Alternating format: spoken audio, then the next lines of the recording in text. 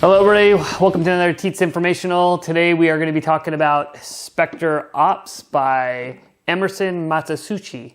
I probably pronounced that wrong, but sorry to you, Emerson, if I did. Anyway, it's by Plaid Hat Games. Perhaps you've been on another planet as a gaming person, not seen the awesome games these guys are putting out. Dead of Winter, obviously, Ashes, Specter Ops, among other games that they've done. They've probably got Mice and Mystics, different type of games for different types of players. But their production is always awesome. They always put this really cool gloss on their boxes. The boards are really well thought out. Very, very cool. So as far as components go, Plaid Hat Games, thumbs up, coming out with some really cool stuff. So being me, I'm not usually a huge cooperative game guy. I have tons of them. It depends on the group you're playing with. A lot of times there's that control freak who's always got to tell everybody what to do or, you know, kind of pressure people to do certain things. And then there's sometimes people that just do whatever they're told. So I guess it's kind of like life, right? It just kind of works out that way. Anyway, Specter Ops, you are, a bunch of players are playing hunters. One player is playing the agent. And there's this big Raxon facility, and there's a really kind of cool story behind it. The rulebook's got all kinds of cool little, you know, little cool story. Anyway, basically what you're trying to do is you're going to be an agent. Someone's going to be an agent. They're going to pick from one of these cool guys. You got Blue Jay, you have orangutan, you have a spider, and you have a cobra. And of course, they all have a special ability.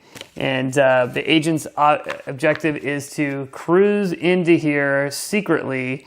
And there's going to be 4 randomized objectives that are out there. And he's got to get 3 or 4 of these objectives, reach them, touch them, and then get out of there without getting caught by the hunters, which could be a beast, could be the puppet, could be the prophet, or could be the gun. And they all have special abilities as well. So these guys are going to be on the board. They're going to come in their cool little car, and they're going to be working together to try to stop the agent. Meanwhile, the agent... figure actually is not going to be on the board unless he's ousted or found. But he's going to have this cool little book, you know, sheet behind a wall here where he's going to keep track of all his moves. And so he can either move 2 spaces, 4 spaces without being heard. There's different ways he can move. He has special abilities that allow him to maybe move extra spaces. But he's going to be moving around, and they're going to be trying to figure out where he is by scanning the area and try to track him down and capture him, and then do damage and ultimately get him. So what's really interesting about this game is it's funny how quiet it can actually get and how intense it can be if you're the agent, because you're really freaking out. You're trying to find out, you know, ways to go. These guys are moving up and down. They're trying to get you in your line of sight so they can see you. Meanwhile, you have just a few special cards. Usually there's one specific for each agent, and then there's other ones like, you know, a flashbang that blinds everybody for a minute, a smoke grenade, a little stealth field that you can pop up. So different things you can do that you're notating on your pad, but they're going to have to figure out what special abilities you're using, when you're using them, and so forth and so on. As the game progresses, pretty soon the hunters will catch on to you, and then it's kind of a race to get out of there. I've always found, and it never fails every time we play this game, if you're the hunters, you're going, are you sure, like, agent, are you positive? Are you making sure you're not, there's no way you could not be in that area. And then at the end of the game, you go back and you look, and they're like, well, this is when this happened, and this is when that happened, and this is when I did that. So I think it's a very cool game. It gets very intense. It can be quiet. The hunters obviously can be loud, but the agent is just trying to give away nothing. You're trying not to look at where you're looking at the board. You know, you're the agent. You're always looking different places because, you know, they're always watching you. It's got cool miniatures. These are not painted, obviously. I'm not a painter of miniatures, although I love the work that I see some people do.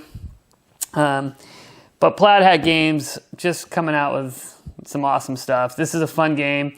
You can play it with 3, 4, 5 players. If you get into the 5-player world, you end up having a basically someone who's working against you. He is a double secret agent. He's a hunter working with the agent. So you can always get that trader element if you want. I think this game works best. I actually really like it with 3.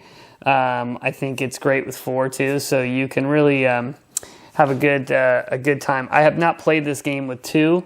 I believe the hunter gets to play with 2 characters at that level, but I would really say stick with 3 and 4 unless you want to have that trader element, and then you get into the 5-player game.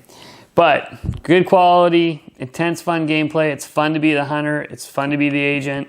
You can mix around, usually play 2 games. So a lot of people want to give the agent a try. Some people just want to be hunters all the time. But cool variable powers, really, really neat looking board. Really fun game. So check it out if you don't already have it. Specter Ops, Plaid Hat Games. Take care. See you later. See you next time.